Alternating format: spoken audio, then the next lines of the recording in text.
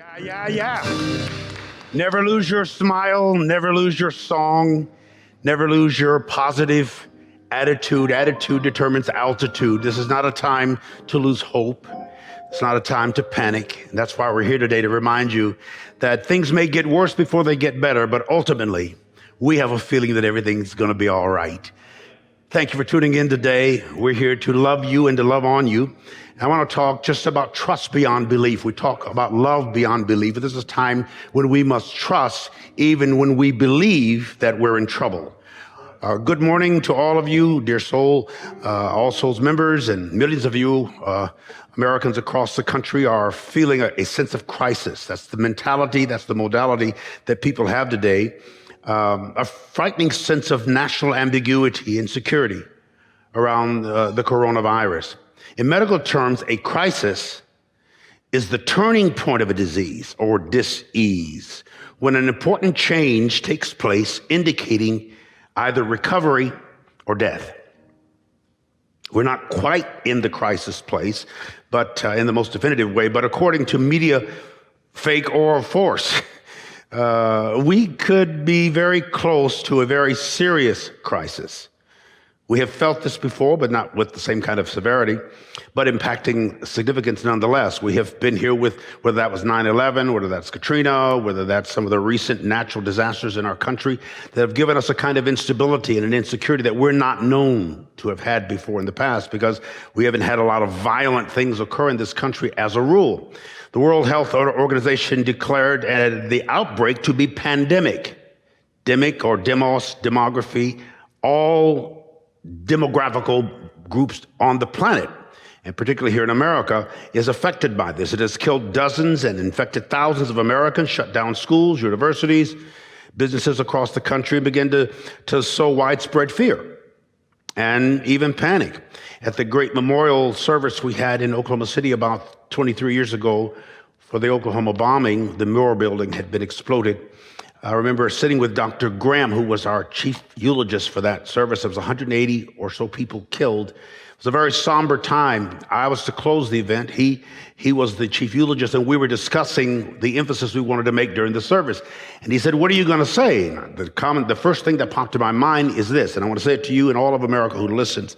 Experience is not only what happens to us. It's what we do with what happens to us, whether we respond in faith or react in fear. Fear is a reaction. Faith is an action. It's a verb.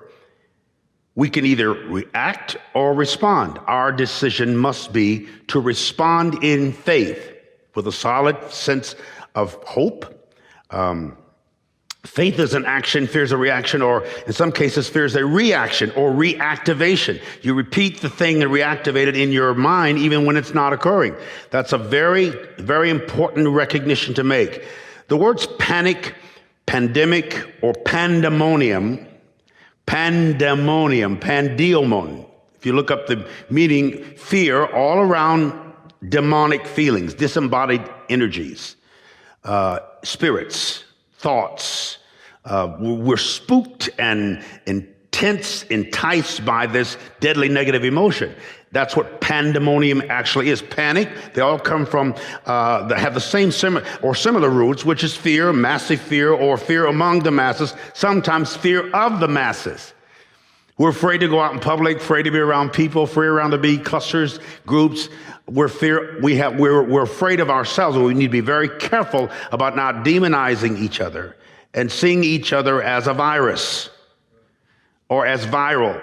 It sends a subliminal, subconscious attitude that your friends, even your family, is your enemy. Don't be threatened by the circumstances.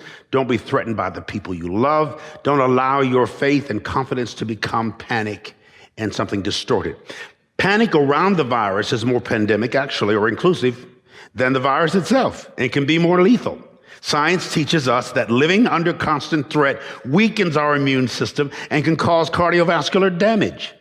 Fear is one of the main spiritual roots of sickness and disease. It runs deep, requires enormous emotional energy, and demands action. Everyone's eager to treat the symptoms, but we don't really know the source.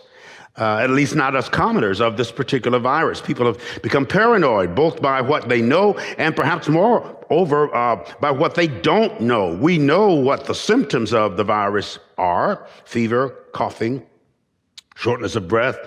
So far, that sounds pretty much like the flu, and we're kind of used to the flu. We've been around the flu for a while, but we don't know the source. We at least knew the source of flu, and we have treatments for influenza, but we don't know where the source is. And so this ignorance or this absence of awareness causes fear. You must take the energy of fear and turn it into the positive energy of faith. Fear is faith in reverse. When you're afraid of a snake, you're afraid of you have faith in the snake's power to destroy you. When you're afraid of a storm, you have faith in the power of the storm to destroy you. It's energy. Everything is energy. Everything is consciousness. And you must decide what you're going to think and how not only what you feel, but what you think about what you feel and how you will. I often say tension creates attention and then leads to intention. So there's a lot of tension on the planet. So we then direct our attention toward the pain, and then we become intentional or deliberate as a result to the pain. Paranoia is described as being unreasonably or obsessively anxious or suspicious or mistrustful. It is actually considered a mental illness, a mental condition, or in some place characterized by delusions of persecution and unwarranted jealousy and exaggerated self-worth or importance. As Americans, it's trauma to feel such insecurity. We're not used to it. We're not used to unanswered questions, especially when professionals or delegated leaders don't seem to have them either. We've never been quite at this place before. Nevertheless, my friends, we must be careful not to place a period where the universe has a comma or a semicolon. And be careful how we use exclamation points. Don't make a mountain out of a molehill, and don't make a mole out of a mountain. You know, we have to know where to stop. So we have some important things. We mustn't make a mountain of a molehill, but don't make a mole a hill and no hill. We are dealing with something that we can put our hands on, and that is our own emotions, our own desertions, our own commotions, and our own devotions. You make that decision. You make that choice. As a nation, we've been slowly descending into national schizophrenia since 9/11, since Katrina. Other recent disasters as such, we don't even trust the government like we once did. We're suspicious of so many things. We must guard ourselves against overly suspicious mentalities and paranoia. That is a mental instability. I would say wrap your arms around yourself, like I always say. Hug yourself, hold yourself, remind yourself, remember your dismembered self. We've got this. It's a decision and a choice we make. Faith is stronger. We encourage you to hold on to what you believe you know as well. The best somehow is yet to come. Peace and blessing.